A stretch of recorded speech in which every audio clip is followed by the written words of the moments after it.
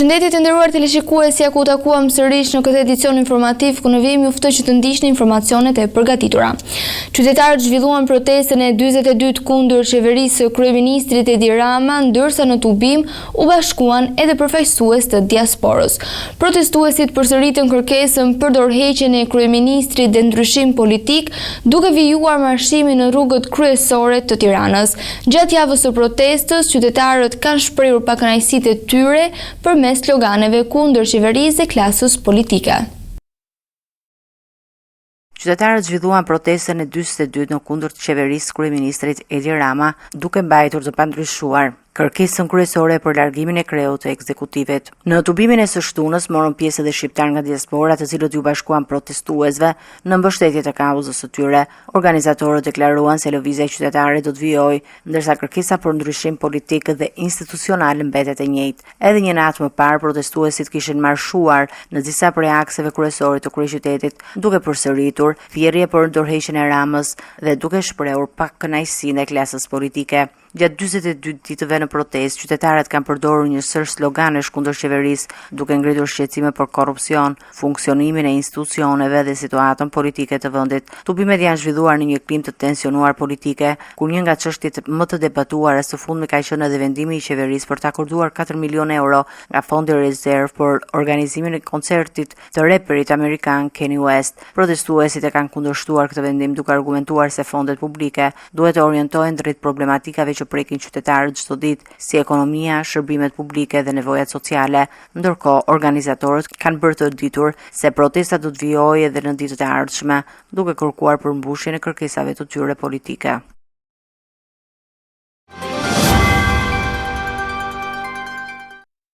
Kryeministri Edi Rama ka reaguar sërish për sulmet online ndaj bizneseve shqiptare të turizmit, duke i cilësuar ato si një agresion ekonomik të organizuar. Sipas tij, autoritetet shqiptare kanë kërkuar ndihmën e Google për rikthimin e vlerësimeve reale të sipërmarrjeve të prekura. Rama tha se policia po heton një skemë që dyshohet se është realizuar përmes mbi 10.000 llogarive të rreme. Kryeministri Edi Rama ka reaguar edhe një herë lidhur me sulmet online që kanë prekur dhjetra biznese shqiptare të sektorit të turizmit, duke i cilësuar ato si një goditje të qëllimshme ndaj ekonomisë dhe sipërmarrjes së vendase në kulmin e sezonit turistik. Në një postim në rrjetin social X, kreu i qeverisë deklaroi se fushata e komenteve dhe vlerësimeve negative në platformën Google nuk ishte një veprim i rastësishëm, por një sulm i organizuar me motive politike që sipas tij synojnë të dëmtojnë reputacionin e hoteleve, bujtinave dhe restoranteve shqiptare.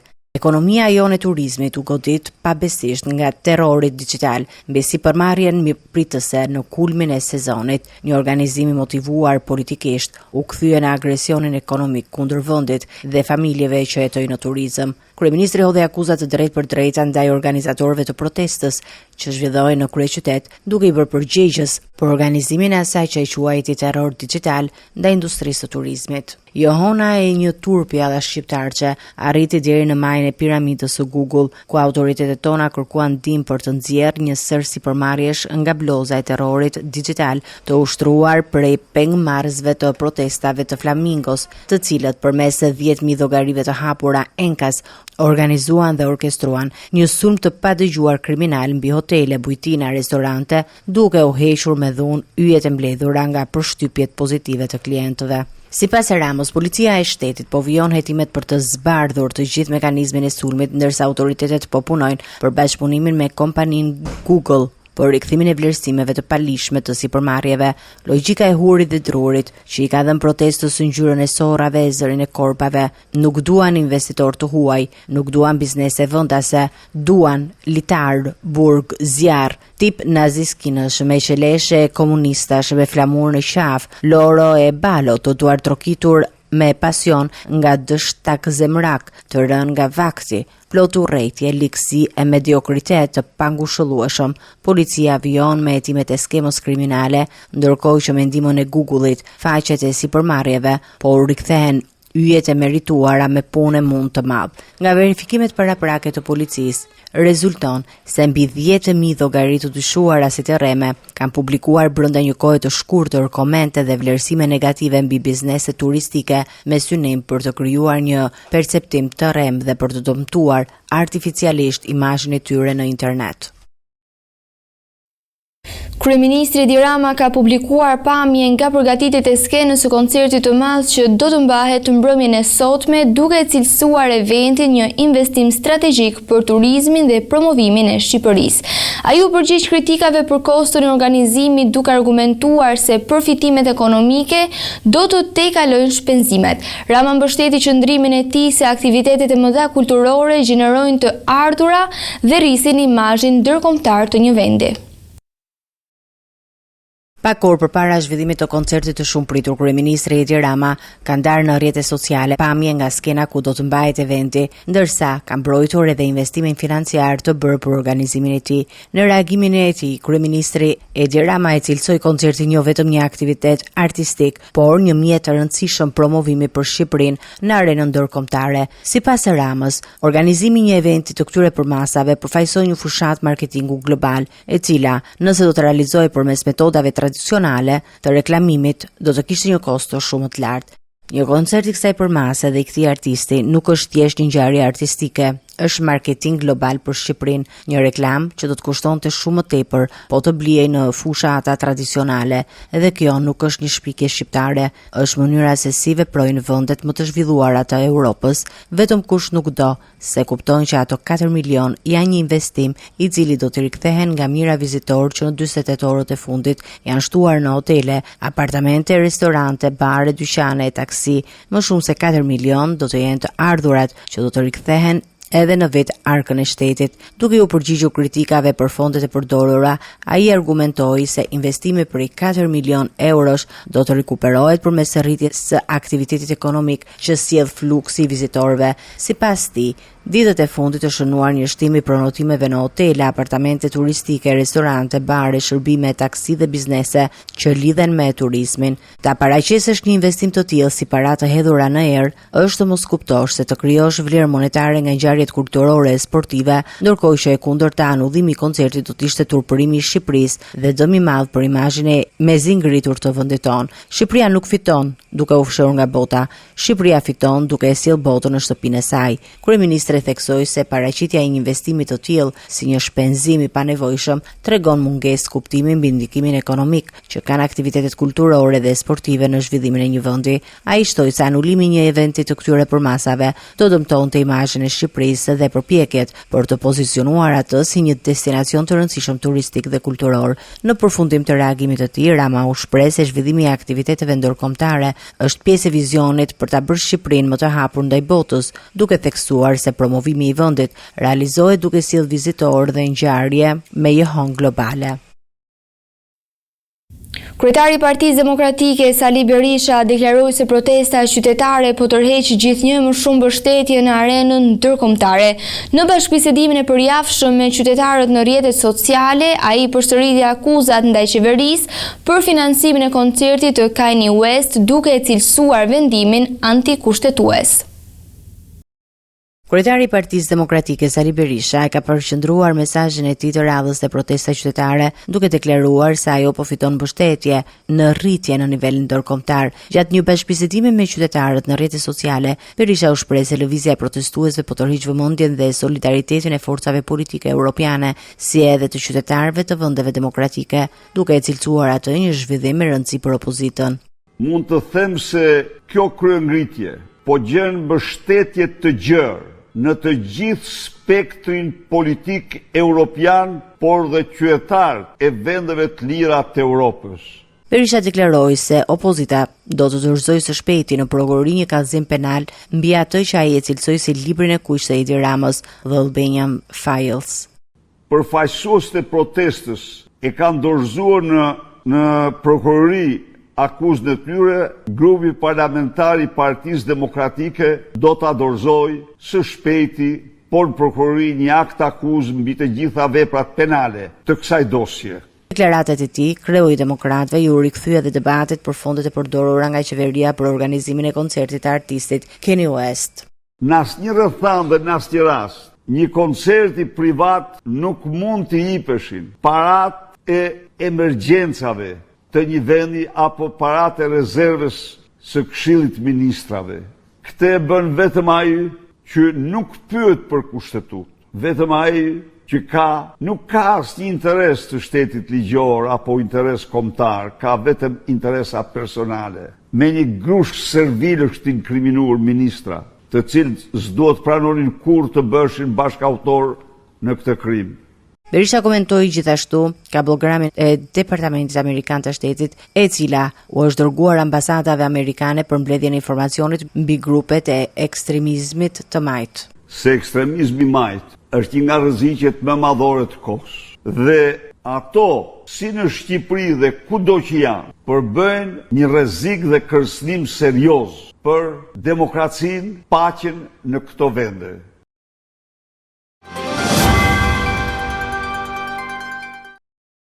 Agjencia ndërkombëtare Reuters ka publikuar një artikull të bazuar në dokumente hetimore të prokurisë së posaçme, sipas të cilave biznesmeni shqiptar me aktivitete në Miami, Artur Shehu, është nën hetim për dyshime mbi pastrim parash, falsifikim dokumentash. Sipas dosjes së datës 12 qershor 2026 të shqyrtuar nga Reuters, Shehu dhe persona të tjerë dyshohet se kanë përdorur fonde që prokuria pretendon se rrjedhin nga trafiku ndërkombëtar i kokainës, duke investuar në prona të ndryshme në Shqipëri. Hetuesit pretendojnë gjithashtu se në disa raste janë përdorur dokumente të falsifikuara për përfitimin e pronësisë mbi toka.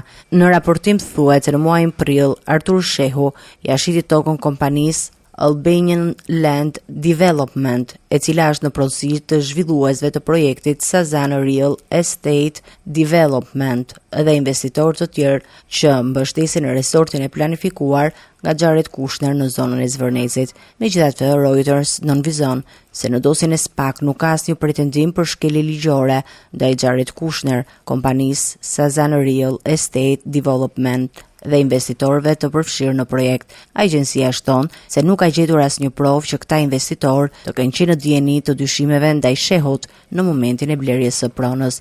I pyetur nga Reuters, një përfaqësues i Sazan Real Estate Development nuk komentoi akuzat ndaj biznesmenit shqiptar, por deklaroi se kompania beson se transaksionet për blerjen e tokës janë kryer në mënyrë të lishme. Nga ana tjetër, avokati i Artur Shehut, Kujtim Çakrani, ka hedhur poshtë të gjitha akuzat e ngritura nga prokuria, duke deklaruar se klienti i tij nuk ka lidhje me trafik droge apo falsifikim dokumentash dhe se versioni i paraqitur nga organi i akuzës nuk përputhet me realitetin. Ndërkohë, projekti turistik për Zvërnecën vijon të përballet me kundërshtimin e banorëve dhe grupeve ambientaliste, të cilët kanë paralajmëruar se do të kërkojnë pezullimin e tij në rrugë ligjore. Nga ana e saj, qeveria shqiptare ka deklaruar se nuk ndërhyn në transaksione private dhe se investimet do të vijojnë në përputhje me legjislacionin shqiptar dhe standardet e Bashkimit Evropian. SPAK ka konfirmuar se hetimi ndaj Artur Shehut është ende në zhvillim, por nuk ka dhënë detaje të tjera për shkak të fazës hetimore.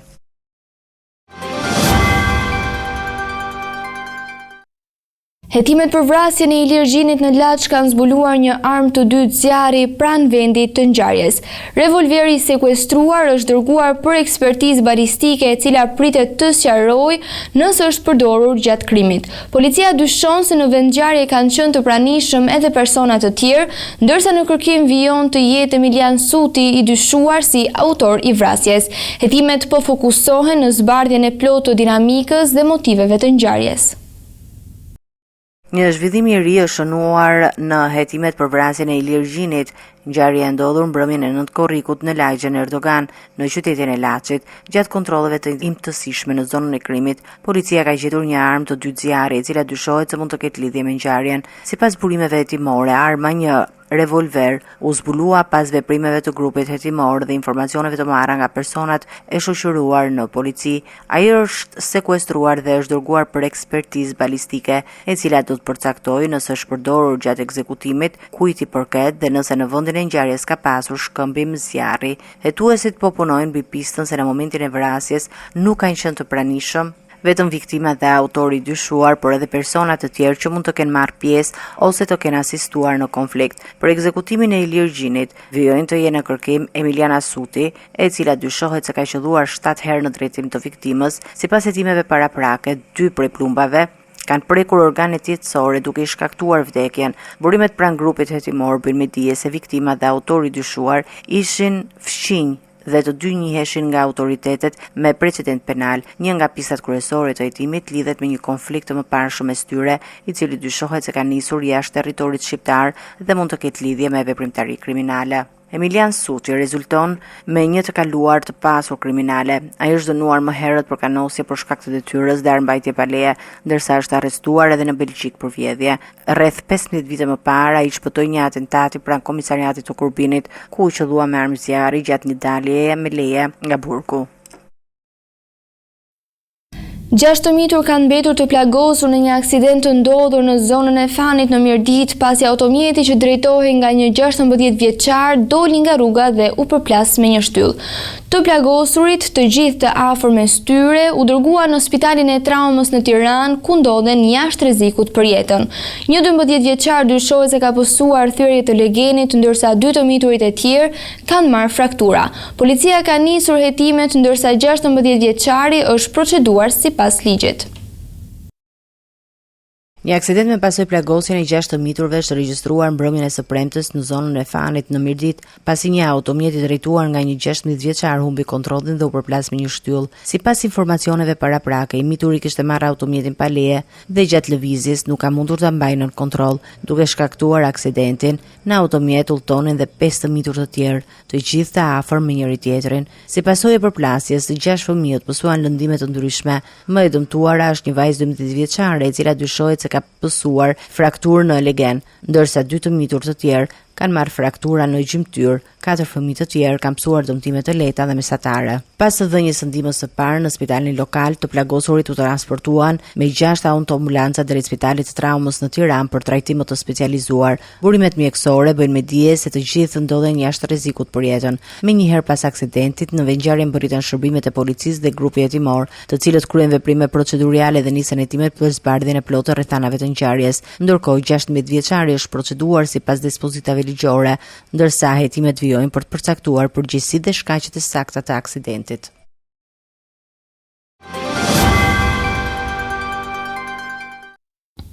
Autoriteti i konkurrencës ka nisur një monitorim në tregun e shitjes me pakicë për produktet e shportës pas ankesave të qytetarëve dhe shqetësimeve të ngritura në kuvend.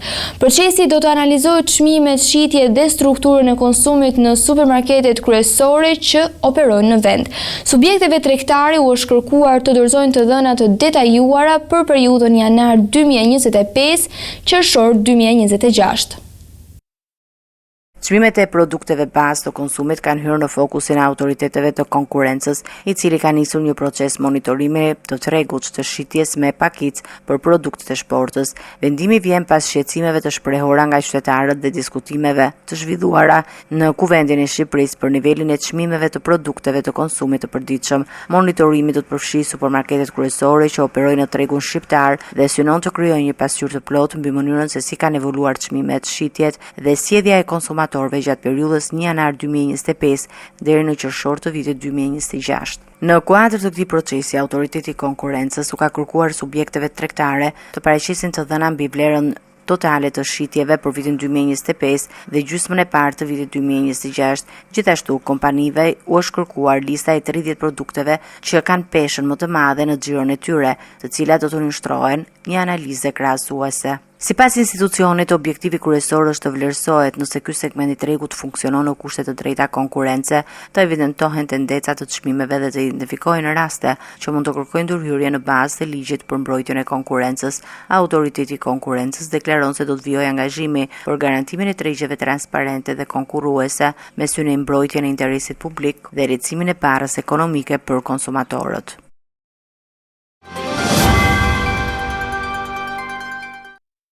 Vijoj me informacione nga Kosova.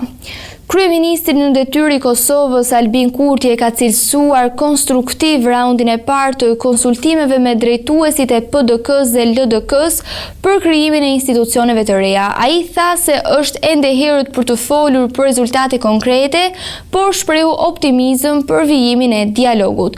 Ndërkohë PDK-ja ka rikonfirmuar se do të mbetet në opozitë, ndërsa LDK-ja vlerëson se bisedat duhet të vazhdojnë për të garantuar stabilitetin institucional. Kryeministri në detyrë i Kosovës Albin Kurti ka dhënë detaje mbi takimet e para që zhvillojnë nga drejtuesit e partive opozitare pas certifikimit të rezultateve të zgjedhjeve parlamentare në kuadër të përpjekjeve për ngritjen e institucioneve të reja. Përmes një reagimi në rrjetet sociale, Kurti bëri të ditur se bisedimet me kryetarin të PDK-s Bedri Hamza dhe kreun e LDK-s Lumir Abdixhiku janë zhvilluar në një atmosferë konstruktive. Sipas tij, megjithëse nuk ka ende rezultate konkrete apo marrëveshje dialogu, i nisur krijon për përparimin në fazat e ardhshme. Ai theksoi se objektivi mbetet funksionalizimi i institucioneve në përputhje me vullnetin e qytetarëve, duke shtuar se nevojiteti angazhimi i përbashkët për të siguruar institucione stabile më efektive në shërbim të vendit. Në përfundim të takimeve me Bedri Hamzën, Kurti u shpreh se sheh gatishmëri për konstituimin e institucioneve, ndërsa nënvizoi se zgjedhja e presidentit kërkon bashkëpunimin e të gjitha forcave politike dhe mbështeti idenë e një kandidati konsensual. Ndërkohë, pas bisedimit me Lumir Abdixhiku, ai bëri të ditur se diskutimet janë fokusuar tek parimet politike, afatet dhe funksionimi i institucioneve, duke lënë të kuptohet se synohet në ndërtimin një mirëkuptimi më të gjerë ndërmjet subjekteve politike. Nga ana tjetër, kreu i PDK-s Bedri Hamza i theksoi se partia e tij do të ushtrojë rolin e opozitës gjatë këtij mandati për mbetet e gatshme të marrë pjesë në dialog për çështjen me interes shtetëror, ndërsa kryetari i LDK-s Lumir Abdixhiku e cilësoi takimin si një zhvillim pozitiv, duke theksuar se diskutimet duhet të vazhdojnë për të garantuar institucione të qëndrueshme dhe ruajtjen e balancës demokratike të Kosovës.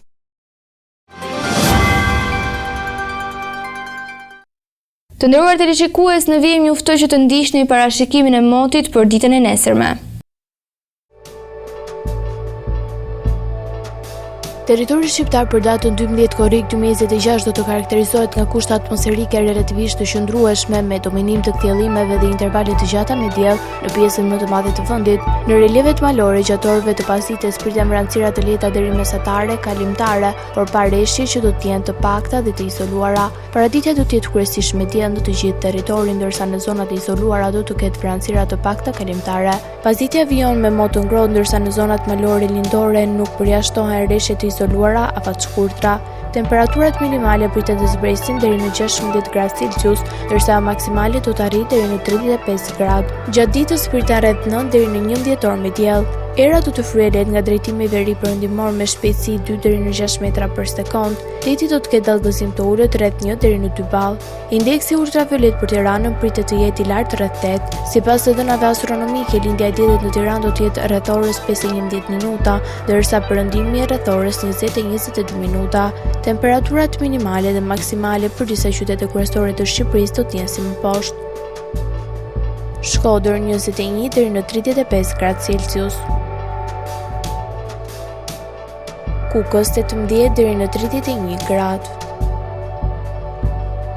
Peshkopi 17 deri në 29 gradë.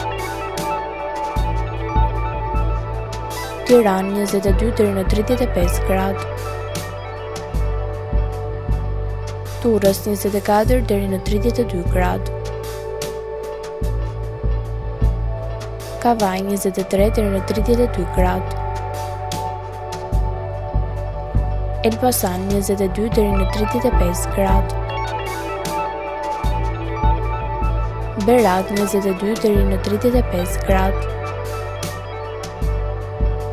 Korçë 16 deri në 28 gradë. Florë 24 deri në 31 gradë. Gjirokastër 18 deri në 30 gradë. Sarandi 24 deri në 31 gradë Celsius. Territori i Kosovës për datën 12 korrik 2026 do të karakterizohet nga një mod pjesërisht i qëndrueshëm. Paraditja do të nisë me kthjellime dhe alternime vrancirash, ndërsa gjatorëve të pazites priten zhvillime të vrancirave të cilat lokalisht mund të shoqërohen me reshje shiu dhe shtërngata të izoluara. Temperaturat do të pësojnë një ulje të lehtë krahasuar me ditët paraardhëse. Paraditja do të ketë një mod pjesërisht të kthjellët, ndërsa pazitja sjell shtim të vrancirave me mundësi për reshje të izoluara. Temperaturat minimale pritet të zbresin deri në 17 gradë Celsius, ndërsa ajo maksimale do të arrijë deri në 26 gradë. Era do të fryejë lehtë nga drejtimi verior me shpejtësi 2 deri në 5 metra për sekond. Indeksi ultraviolet për Prishtinën pritet të jetë 7. Sipas të dhënave astronomike, lindja e diellit në Prishtinë do të jetë rreth orës 5:01 minutë, ndërsa perëndimi rreth orës 20:21 minuta. Temperaturat minimale dhe maksimale për disa qytete kryesore të Kosovës do të jenë si më poshtë. Mitrovic 18 deri në 25 gradë Celsius. Podujev 17 deri në 24 gradë. Skënderaj 18 deri në 25 gradë. Pej 18 deri në 25 gradë. Prishtinë 18 deri në 25 gradë. Gjakov 19 deri në 26 gradë. Malishev 19 deri në 26 gradë.